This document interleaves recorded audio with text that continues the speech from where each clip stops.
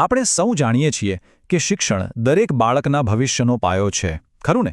પણ શું આપણે ક્યારેય વિચાર્યું છે કે આ પાયાને મજબૂત બનાવવા પાછળ આપણા દેશનો સર્વોચ્ચ કાયદો એટલે કે ભારતનું બંધારણ કેવી રીતે કામ કરે છે? ચાલો આજે એ જ સમજીએ કે શિક્ષણનો અધિકાર માત્ર એક સૂત્ર નથી, પણ એની પાછળ કેટલી મોટી કાયદાકીય તાકાત છે. તો શરૂઆત જ આ સીધા સવાલથી કરીએ. જ્યારે કોઈ બાળક સ્કૂલ બેગ લઈને શાળાએ જાય છે, ત્યારે એની પાછળ ફક્ત એના માતાપિતાનો જ હાથ નથી હોતો. ના, એની પાછળ આખા દેશનું બંધારણ એક મજબૂત દિવાલ બનીને ઊભું હોય છે. કેવી રીતે? ચાલો આખી સફરને સ્ટેપ બાય સ્ટેપ સમજીએ. મોટાભાગના લોકોને લાગે છે કે શિક્ષણની શરૂઆત શાળાના ગેટથી થાય છે, પણ ના, આપણું બંધારણ કહે છે કે એની શરૂઆત તો એનાથી પણ ઘણી વહેલી થઈ જાય છે. તો સવાલ એ છે કે આ પાયો નંખાય છે ક્યાંથી? ચાલો જોઈએ. આ જુઓ, કલમ 45.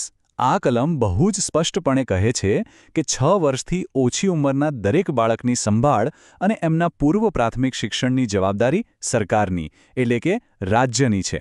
આનો અર્થ એ થયો કે બંધારણ એક મજબૂત શૈક્ષણિક ભવિષ્યનો પાયો બાળકના જન્મથી જ નાખી રહ્યું છે. ચાલો હવે વાત કરીએ બંધારણે આપેલી સૌથી મજબૂત ગેરંટીની. આ કોઈ ખાલી વચન નથી, પણ એક એવો અધિકાર છે જેને કાયદાકીય રીતે લાગુ કરાવી શકાય છે. અને એ ગેરંટી છે આ નંબર 21A. આને બરાબર યાદ રાખી લેજો, કારણ કે આ ખાલી એક કલમનો નંબર નથી. આણે ભારતમાં શિક્ષણની આખી તસવીર જ બદલી નાખી છે. આ જે કલમ છે જેણે શિક્ષણને મૂળભૂત અધિકારનો દરજ્જો આપ્યો.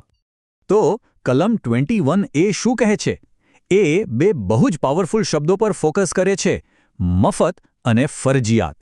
મતલબ કે રાજ્યની એ ફરજ છે કે દરેક બાળકને શિક્ષણ મળે, અને એ પણ કોઈપણ જાતની ફી વગર.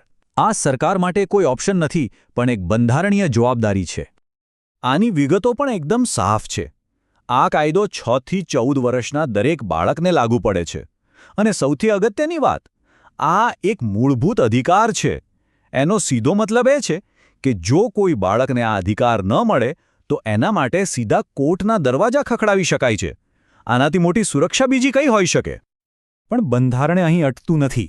એણે ખાલી અધિકાર નથી આપ્યો, એણે એ પણ પાક્કું કર્યું છે કે શિક્ષણ સમાજના દરેક ખૂણા સુધી, દરેક વર્ગ સુધી પહોંચે અને કોઈ પણ બાળક પાછળ ન રહી જાય.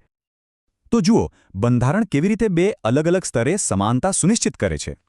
એક તરફ કલમ 46 કહે છે કે અનુસૂચિત જાતિ, જનજાતિ અને બીજા પછાત વર્ગોના શૈક્ષણિક હિતોનું ખાસ ધ્યાન રાખવામાં આવે.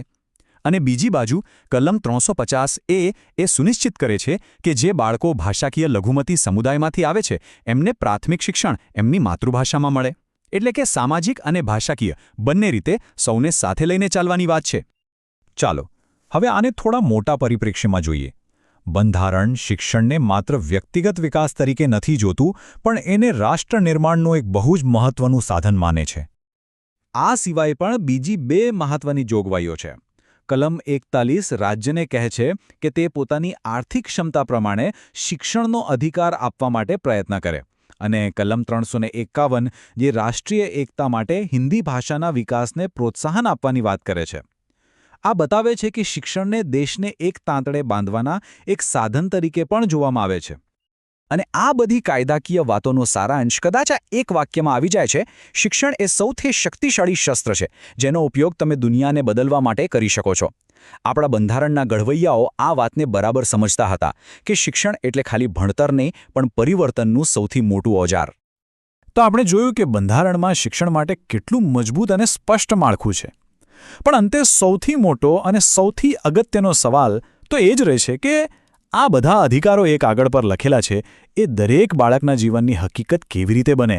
અને આનો જવાબ ખબર છે, એ ફક્ત કાયદાની કિતાબોમાં નથી, એ આપણા સૌની, આખા સમાજની સામૂહિક જવાબદારીમાં છુપાયેલો છે.